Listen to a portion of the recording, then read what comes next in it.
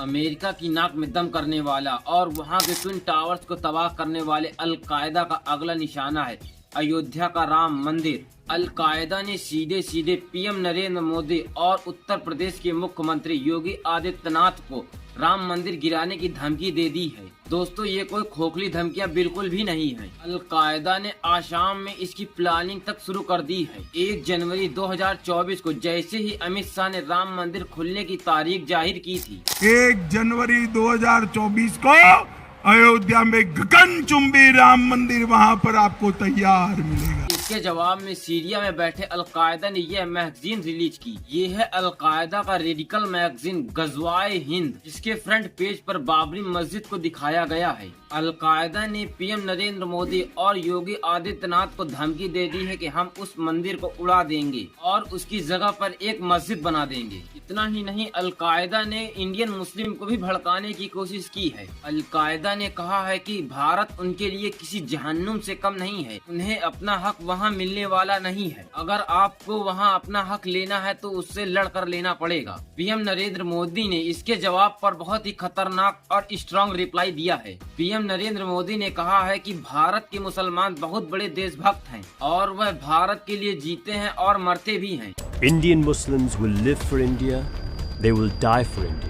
इसके अलावा अलकायदा ने पाकिस्तान को आतंकवाद फैलाने में असफल होने पर काफी ताने भी मारे हैं। अलकायदा ने कहा है कि पाकिस्तान को अपनी आतंकवादी गतिविधियों को बढ़ाना चाहिए। दोस्तों, अगर देखा जाए तो शुरुआत से ही अलकायदा के मुख्य टारगेटों में से इंडिया एक रहा है। ऐसा खुद अलकायदा के founding father Osama bin Laden ने कहा है। अभी हाल ही में लादेन का लिखा हुआ खत अमेरिका के CIA ने जारी किया है, जिसमें ओसामा ने साफ साफ लिखा है कि अलकायदा के यूएस पर हमला करने का सबसे बड़ा रीजन है कश्मीर इशू पर यूएस का इंडिया को सपोर्ट करना। 1990 में ओसामा सूडान में बैठे बैठे इंडिया में आतंक फैलाने के लिए सेना तैयार कर रहा था, जिसके बाद 2001 में ट्रेन ग्रुप, कश्मीर ग्रुप, ये दोनों ग्रुप हरकत उल मुजाहिदीन में शामिल हो गए। लेकिन अलकायदा यहाँ पर भी नहीं रुका। उसने 15 अगस्त 2021 को उत्तर प्रदेश की राजधानी लखनऊ पर बहुत बड़ा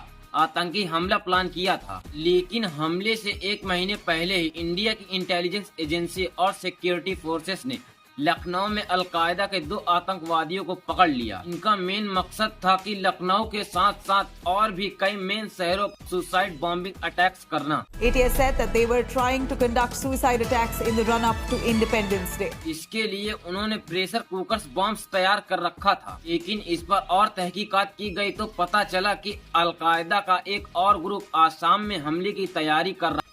आसाम में भी 48 आतंकवादियों को गिरफ्तार कर लिया गया था। इसमें सबसे ज्यादा चौंकाने वाली बात ये थी कि सभी के सभी आतंकवादी टीचर्स थे। यही लोग इंडिया के यंग जनरेशन को भड़का करके भारत के खिलाफ जंग और गज़वाए हिंद के मिशन को पूरा करने की कोशिश कर रहे थे। कई इंडियंस तो अलकायदा के टॉप पोजीशन पर भी पहुंच रहे हैं, जैसे अलकायदा के साउथ एशिया के QIS का फर्स्ट लीडर था सनाउल हक। ये उत्तर प्रदेश के संभल क्षेत्र में रहता था। सनाउल हक जो खुद एक ग्रेजुएट था, वो एक कल्चरल फैमिली से बिलोंग करता था, जिसके दादा गांव के प्रधान थे और उसके परदादा डिस्ट्रिक्ट मजिस्ट्रेट और उसके चाचा तो फ्रीडम फाइटर्स थे। 1998 में सनाउल हक भारत छोड़कर पाकिस्तान भाग गया। वहाँ कुछ सालों तक वह आतंकवाद से संबंधित सारे लिटरेचर को पारसी भाषा से उर्दू में ट्रांसलेट करता था। फिर वह वहां से अफगानिस्तान गया, जहां ओसामा ने उसके काम से खुश होकर उसे अलकायदा के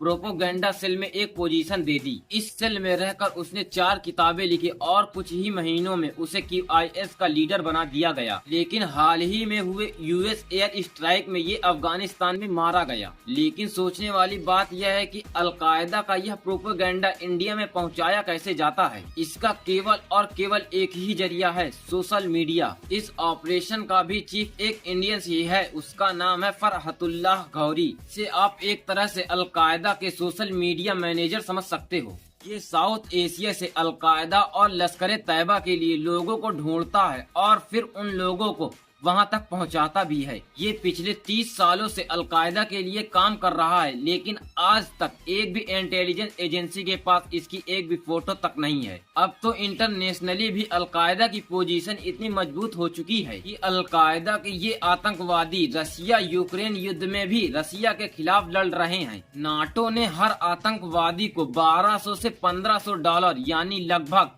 1 लाख रुपए में रख रखा है उनकी साइड से जंग लड़ने के लिए।